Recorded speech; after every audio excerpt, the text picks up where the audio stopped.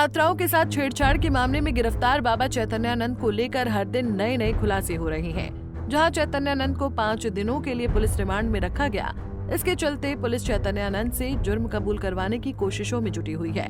लेकिन बाबा की चतुराई तो देखिए, जब पुलिस चैतन्यानंद से कुछ पूछती है तो कभी डर्टी बाबा फोन का पासवर्ड भूलने की बात करता है और कभी कहता है कि मुझे घबराहट हो रही है। दूसरी तरफ पुलिस ने बाबा की कई चैट्स का खुलासा भी किया है, जिसमें बाबा चैतन्यानंद छात्राओं के साथ गंदी और अश्लील बातें करता दिखाई दे रहा है। ऐसे में बाबा के इन चैट्स में क्या क्या है और चैतन्यानंद से जुड़े और कौन कौन से खुलासे हो पाए हैं, इन सभी सवालों के जवाब विस्तार से जानने की कोशिश करते हैं। दरअसल स्वामी चैतन्यानंद पर Shri Sharada Institute of Indian Management and Research की 32 छात्राओं ने यौन उत्पीड़न का आरोप लगाया है। इन गंभीर आरोपों के चलते चैतन्यानंद को बीते रविवार यानी 28 सितंबर को आगरा के ताज होटल से गिरफ्तार किया गया। पुलिस ने बताया कि आरोपी लगभग 2 महीने से गिरफ्तारी से बचने के लिए फरार चल रहा था। इस दौरान मथुरा, वृंदावन और आगरा के कई होटलों में अलग अलग पहचान से रह रहा था।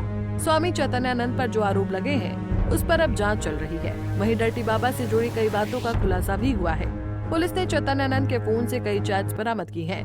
सरस्वती के अश्लील चैट रिकॉर्ड में वो महिलाओं को बेबी डॉल कहकर संबोधित करता दिखाई दे रहा है और उन्हें विदेशों में ग्राहकों को कथित तौर पर पेशकश करने की बात कह रहा है। वहीं इन चैट्स के बाद डर्टी बाबा का साथ देने वाली 3 महिलाओं को भी पुलिस ने हिरासत में ले लिया है। इन महिलाओं को लेडी ब्रिगेड का नाम दिया गया है।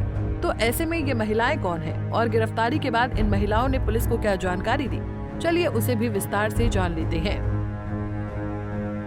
जानकारी के अनुसार गिरफ्तारी लेडी ब्रिगेड में निजी संस्थान के एसोसिएट डीन और वरिष्ठ संकाय सदस्य सहित अन्य शामिल हैं। पुलिस ने एसोसिएट डीन श्वेता शर्मा, कार्यकारी निदेशक भावना कपिल और वरिष्ठ संकाय सदस्य काजल को गिरफ्तार किया है। ये तीनों सगी बहनें हैं। ये बाबा के कुकर्म में शामिल थीं। पुलिस की तरफ से पूछताछ करने पर महिलाओं ने बताया कि वो छात्राओं को बाबा का कहा मानने के लिए अलग अलग तरीके से धमकाती थी। वहीं इन तीनों पर अपराध के लिए उकसाने, धमकाने और सबूत नष्ट करने के आरोप है। बाबा चैतन्यानंद उर्फ पार्थ सारथी के केस में पुलिस एक के बाद एक खुलासे कर रही है। पहले पुलिस ने चैतन्यानंद की अश्लील चैट्स का खुलासा किया, फिर बाबा की सहयोगी महिलाओं से अपराध उगलवाया और वहीं दिल्ली पुलिस ने एक और नए खुलासे से सबको दंग करके रख दिया है। दरअसल